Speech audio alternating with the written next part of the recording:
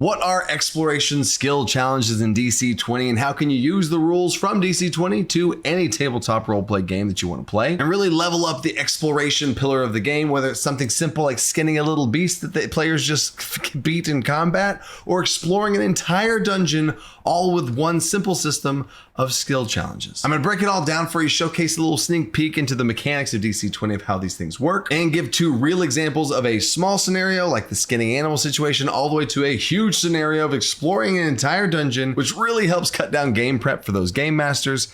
And let's go. So first is the big concept of skill challenges and what they are. If you've already seen that, fast forward in the video with the timestamps to the spot where I actually go through the examples of how you can use this. But I'll have those links down in the description as well if you want more on that. And I also have a issue of the DC20 magazine that actually lays out skill challenges word for word, rule for rule, the early version playtest material of that to kind of get a feel for that too. And in the most recent edition of DC20 magazine, there's also a quick paced one shot that showcases the skill challenges there too. They're all over the place. But the general gist of skill challenges in DC20 is every single player around the table gets one chance to contribute in some way towards the challenge set in front of them by the game master. I'm purposely vague when I say challenge too, because the challenge or the thing that we don't know how well they will do at can be something simple like skinning a beast, traveling from point A to B. That group stealth check that you always have to make in exploration, where everybody makes a stealth check, and then should be a tense moment, but it's not because everyone just makes a check and then you probably just move on anyway.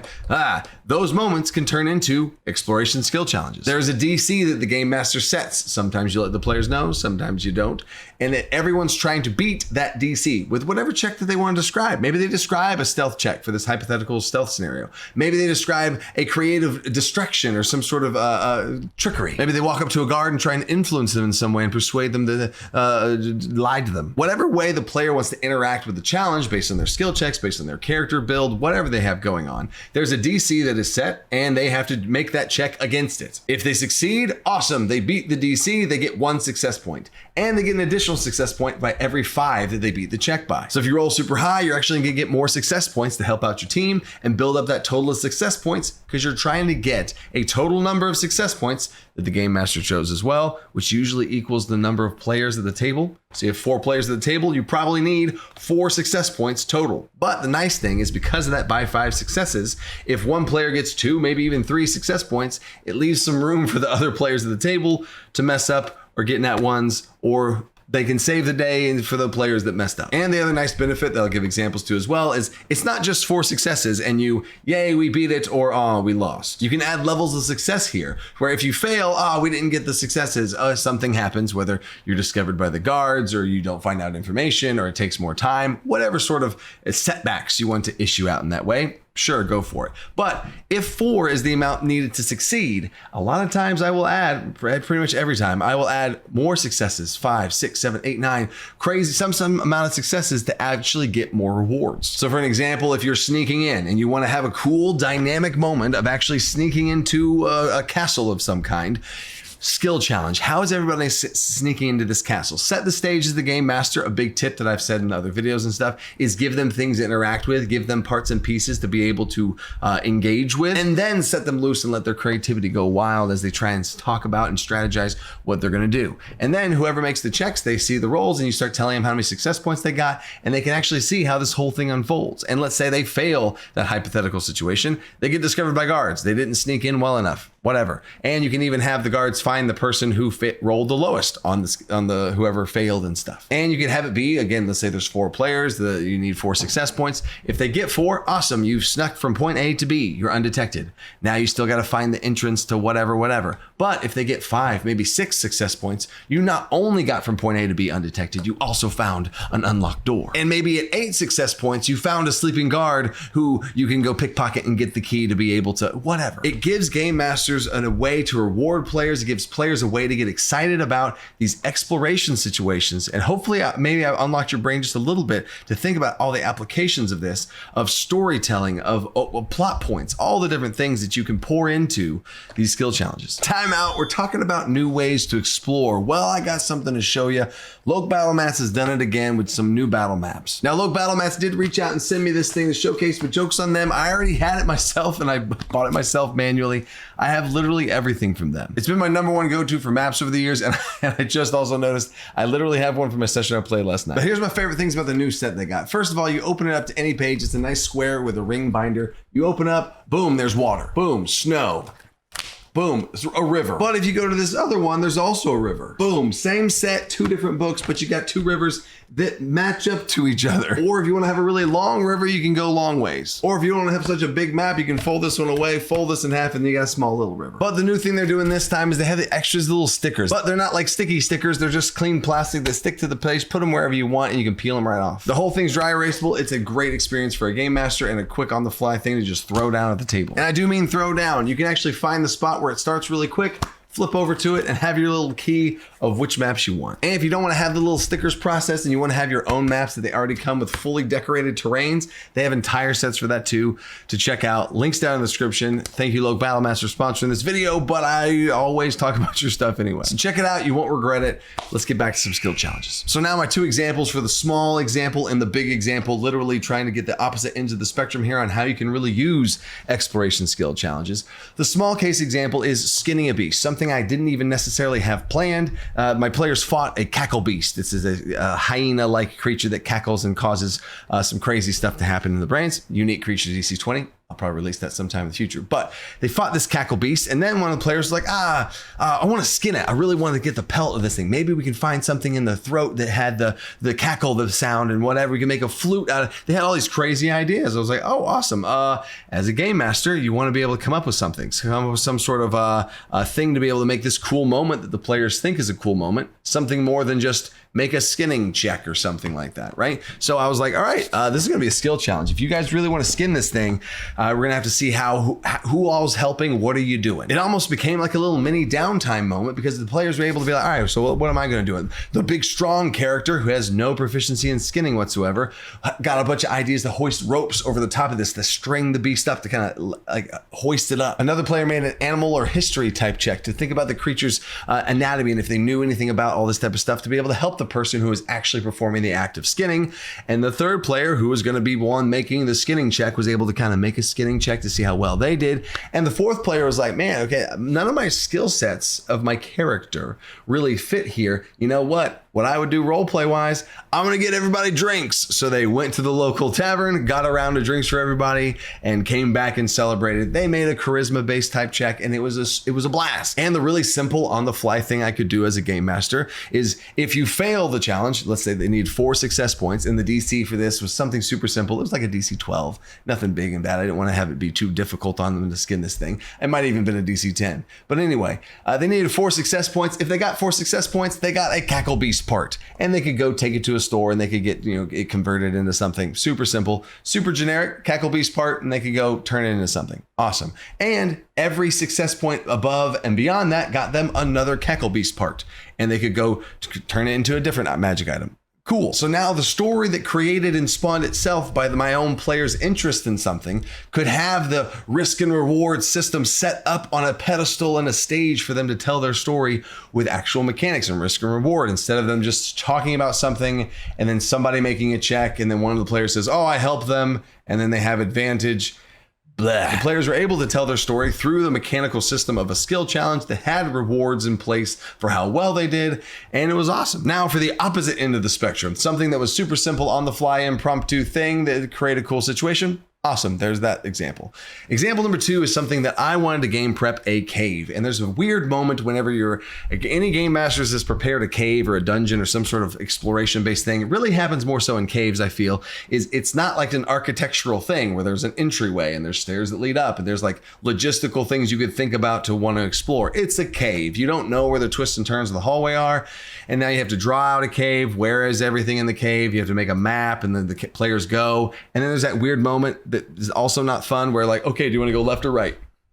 And there's not really any sort of intuitive it's a random guess. So the players are like, I guess left. I'm not basing that on anything. And there's this weird, clunky, like unknown exploration that it's kind of bad sometimes. Again, let me say, sometimes I do actually have a map drawn out if it's some sort of fortress or castle and they're going from door to door and exploring and they want to have a dungeon crawl type of situation. Yes, still do that. But for this cave, I was like, man, I really don't think this fits for what I want to do. I'm going to see how far I can push the limits of a skill challenge, a exploration skill challenge, and see if I can make an entire dungeon exploration in one skill challenge. So here's how I did it. I explained literally to the players, kind of like how I'm going to explain to you now. And you can get as meta with the description as you want, especially the first time that you do this with your players. And the second time, you can kind of go back into a more of immersive description because they'll already know how this thing works. So I'll act like you guys are my players. You guys enter into this cave. This whole cave is winding and there's levels to it. It goes down, parts go up. I'm going to describe some things to you in this cave. Again, I literally want you to think like you're a player of mine right now. Here we go. You're in this cave. There's going to be some things I describe in this cave, some pieces that you can interact with as you explore it. We're going to have this be an exploration skill challenge. So when I'm describing these different things and parts of this thing, you guys are exploring this dungeon. We'll tell the story of how that goes based on how well the checks go and what you choose to engage with. But I'm going to list off some things here that you might find along your hypothetical journey through this cave, and whatever piques your interest the most, and think of a skill check that kind of works for it. What would your character want to engage with? You will have one check to see how well you do in exploring this cave. And then based on the checks, we'll tell the story of how the whole thing went. All right, so here we go. One of the first things you might find is a bug nest, kind of like honeycomb glued to the sides of the walls. Some might have bugs in it, some might not. Y'all can make attack checks if you want to fight off the bugs. Y'all can make some sort of animal check to kind of investigate the wasps, to kind of learn more about them, whatever you want to engage with. There's also a very steep wall with sticky honey-like substance that goes all the way up to the top. Looked like it'd be very difficult to climb, and there's some sort of glowing light at the top.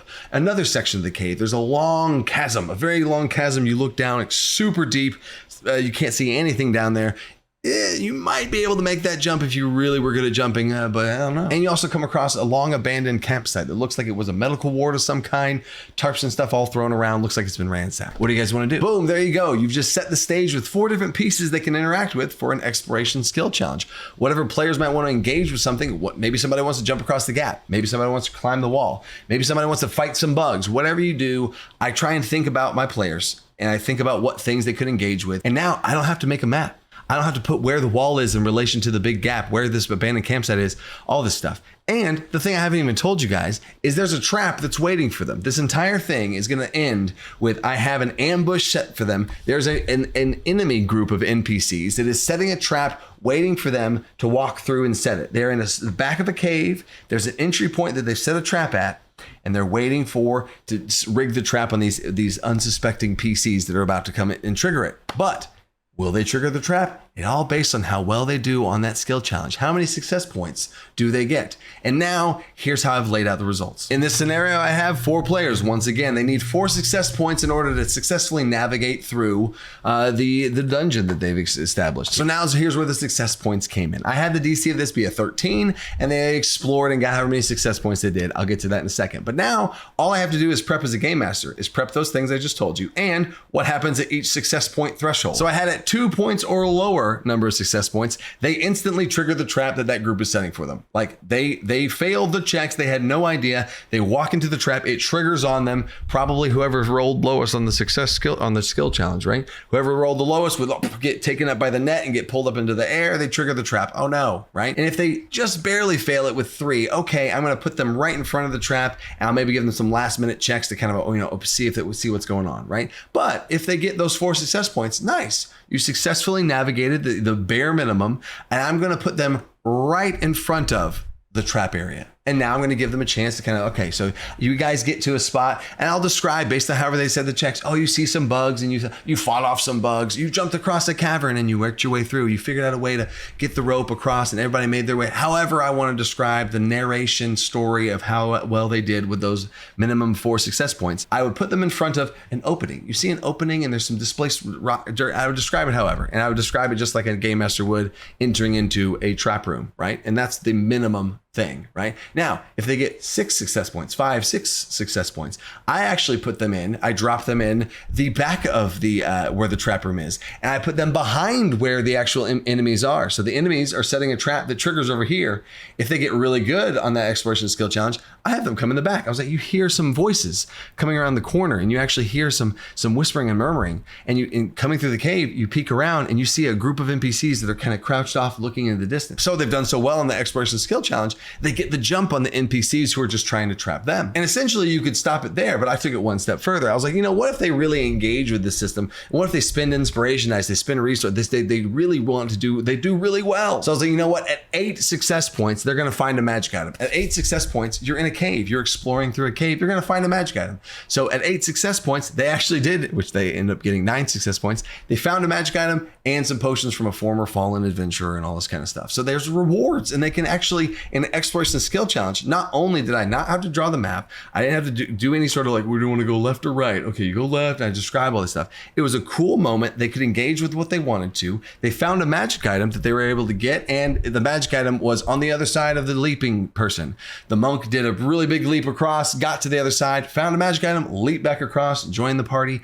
And again, I can have that story and narration be whatever I want it to. It's extremely empowering as a game master. So that player that rolled really high found a magic item, cool. And then they come back, and I can wait to the end to describe what all happens until I see what all the checks are. I see who rolled the highest. I see who got the most success points. I see who got a natural 1, whatever. So my players were able to explore an entire dungeon, feel like they explored an entire dungeon the way they wanted to.